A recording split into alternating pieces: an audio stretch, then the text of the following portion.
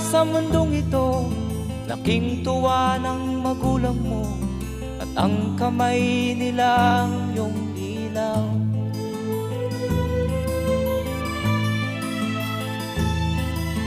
At ang nanay at tatay mo'y di malaman ang gagawin, minamasdan pati pagtulog mo.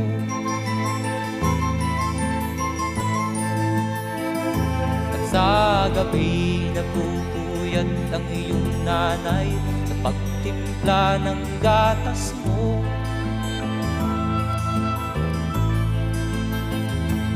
Sa umaga na may kalong ka ng iyong amang tuwang-tuwa sa'yo.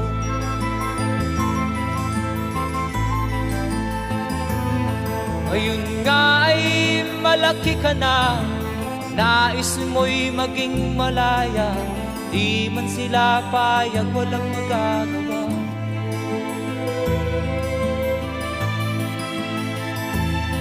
Ikaw nga ay biglang nagbago, naging matigas ang iyong ulo, at ang payo nila'y sinuway mo. Di mo man lang inisip na ang kanilang